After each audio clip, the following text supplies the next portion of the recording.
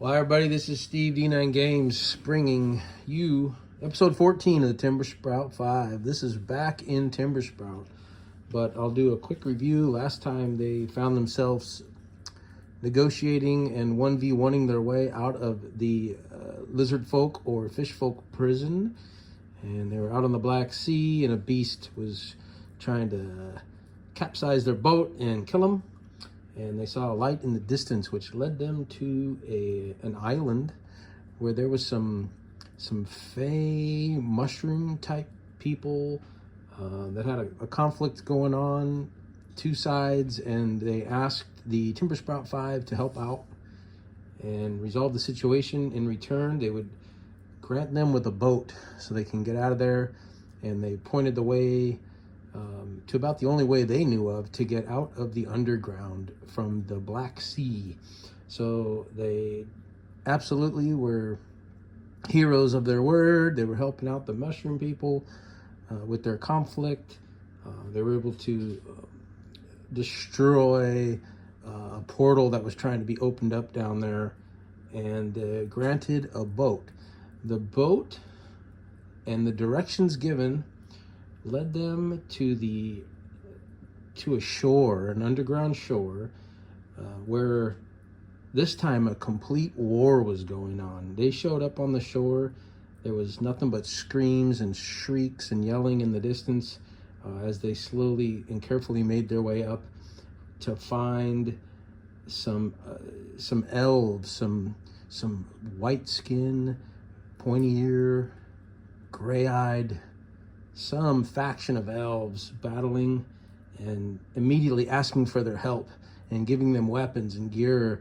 And one of them noticed Sam in his dagger, and their eyes widened and lit up as if he was prophesied to be a hero in this battle. Now, whether that was just to get them in the battle, I don't know for sure, but that did happen.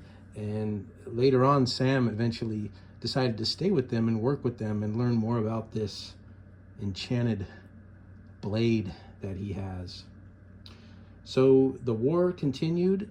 The Timber Sprout 5 and the elves did well against some army of demons of some sort, but they were able to at least keep them at bay and destroy their mode of entry into the elven lands in the Underdark. And then at some point after a rest, the elves guided them back to the above ground, where they made their way back to Timber Sprout. So coming back to Timber Sprout, they noticed there were no goblins. And last they had remembered, I believe the goblins, I know Rupert wanted to banish them from Timber Sprout for having relations with the ladies of Timber Sprout. But the banishment was complete. The goblins left in anger and decided to revenge and actually made a pact with the orcs. So now here we are in Timber Sprout, goblins, orcs gathering together to take over this lush Timber Sprout village, and the battle ensued. Ezra was not here. Ezra went back to Hoden Bay to take care of some business, and they were hoping he would arrive in time to help out in the battle. He never did. So here we are in Timber Sprout. You can see the statue of Padrig over here, which, if you remember, was erected to honor the loss of Padrig the Bard. And of course, the Timber Sprout heroes always knew to drop a coin in the hand of Padrig before they head out to adventure. But this was something they actually walked right into. It was the dead of winter. They were super beat up and tired from their war in the Underdark, but no time to off-season. So they were able to manage to come out of this alive, and it might have been due to the casualties of some of the Timber Sprout villagers. As you can see, some of them, they're kind of defending their homes. And yeah, so battle ensued. They thought it was over and complete as some of the orcs were killed who were kind of playing in the front line. They wanted to get the axe on these Timbersprout 5 and these villagers of Timbersprout. So several fleed, and in the middle of the night, another wave came in. And if you remember, the Goblin were allies with Timbersprout, and they actually helped erect the defenses and a keep. And there was an underground tunnel that was set up and created to get them out of trouble if some type of war would happen here.